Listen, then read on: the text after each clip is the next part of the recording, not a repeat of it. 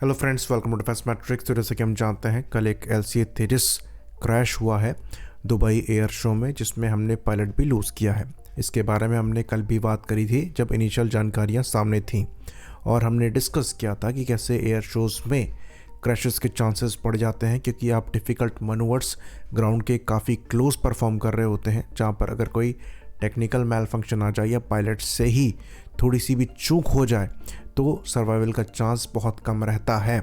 और ऐसा ही कुछ हमें दुबई एयर शो में देखने को मिला, जहां पर एयरक्राफ्ट काफ़ी लो फ्लाई कर रहा था। नेगेटिव जी मनोवर परफॉर्म करते समय जब रोल किया गया एयरक्राफ्ट, तो उसी में नोज डाइव हो गई और एयरक्राफ्ट ने एल्टीट्यूड लूज़ किया। उसके बाद रिकवरी में ज़्यादा समय नहीं मिला और एयरक्राफ्ट ग्राउंड पे टच हो गया। पायलट भी इजेक्ट नहीं कर पाए और उनकी भी मौत हो गई। तो ये एक ट्रेजेडी है। अच्छे खासे एक्सपीरियंस पायलट्स जो हैं ऐसे एयर शोज़ में फ्लाई करते हैं, लेकिन जैसा कि हमने बताया, एयरक्राफ्ट वैसे ही काफ़ी तेज़ होता है। यहाँ पर गलती की कोई गुंजाइश नहीं होती है।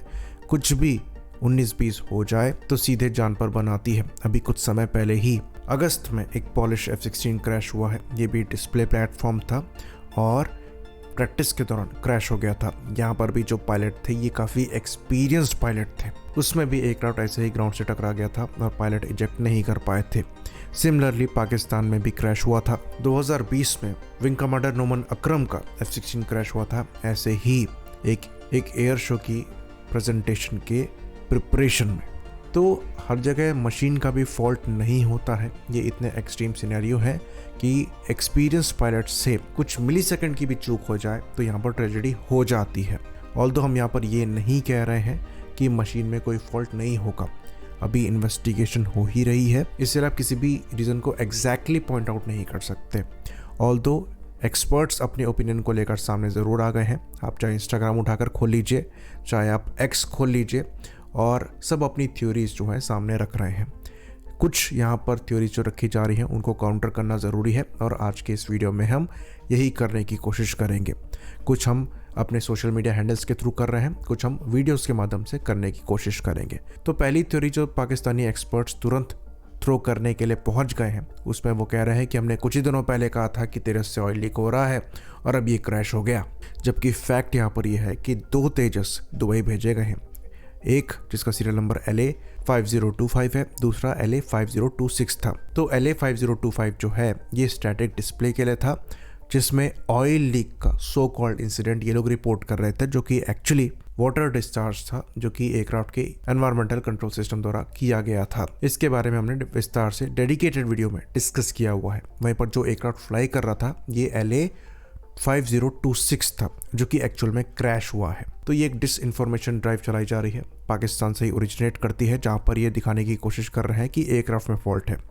ये बात हम अभी भी बता दें कि जो क्रैश भी हुआ है उसमें भी ये चीज़ अभी प्रूव नहीं हुई है, इन्वेस्टिगेशन ऑन गोइंग है। दूसरी, कुछ चाइनीज़ एक्सपर्ट कह रहे हैं कि यहाँ पर हाइड्रोलिक फेलियर हो सकता है, तो इसका सवाल ही नहीं उठता, क्योंकि लास्ट में एयरक्राफ्ट रिकवर होता हुआ दिखाई दे रहा है, और जो वाइट स्मोक जैसा दिखाई दे रहा है इंजन के पास से, ये एक्चुअली अनबर्न्ड फ्यूल है। और हाई जी मनोवर्स के दौरान ये रिलीज किया जाता है, पहले भी ऐसी तेजस के एरोबैटिक्स में ये देखा गया है। तो विजुअली जितना भी हमारे पास है उसको देखकर ऐसे सबूत नहीं मिलते हैं जहां पर ये कहा जा सके कि ये प्रोबेबल कॉज है।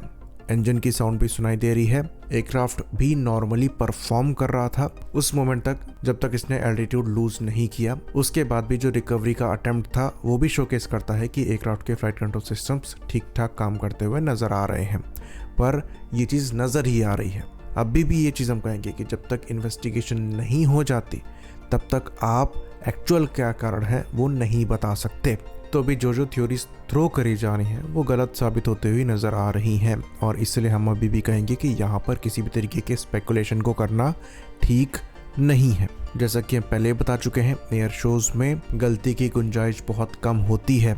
मिली सेकेंड की मिस्टेक भी जानलेवा साबित हो सकती है, और बिना कंक्लूजन के अगर आप थ्योरीज को सामने थ्रो करेंगे तो ये ना मशीन के लिए ठीक है, ना ही पायलट के लिए। और जहाँ तक रही बात तेजस की इमेज में दाग लगने की, तो आप कोई भी मेजर एयरक्राफ्ट उठाकर देख लीजिए जो आज फ्लाई कर रहा है, सब कभी ना कभी किसी मौके पर क्रैश हुए हैं, या फिर ह्यूमन एरर की वजह से या फिर टेक्निकल फॉल्ट की वजह से। और तेजस का जो सेफ्टी रिकॉर्ड है ये दूसरे प्लेटफॉर्म्स के कंपैरिजन में काफ़ी अच्छा रहा है। 20 साल से एयरक्राफ्ट फ्लाई कर रहा है और ये दूसरा क्रैश इस प्लेटफॉर्म का है, जिसमें मोस्टली जो टेस्ट फ्लाइट्स हैं वो इसकी लिमिट को पुश करने वाली ही हैं। इवन दुबई में भी जो क्रैश हुआ है उसमें भी फ़िलहाल ये प्रूवन नहीं है कि ये एयरक्राफ्ट में किसी एरर की वजह से हुआ है। तो इससे ऐसे ही लोग इस एयरक्राफ्ट को जज करेंगे जिनको एविएशन का कुछ अता पता नहीं है, और जिसे नॉलेज है उसे पता है कि ऐसे क्रैशेस जो हैं एयरक्राफ्ट की कैपेबिलिटी को डिफाइन नहीं करते हैं और उसके सेफ्टी रिकॉर्ड को डिफाइन नहीं करते हैं। आई होप इन्फॉर्मेशन यहाँ पर क्लियर रही हो। इसी बात पर इस वीडियो को हम ख़त्म करेंगे। लाइक करिए, सब्सक्राइब करिए। जय हिंद।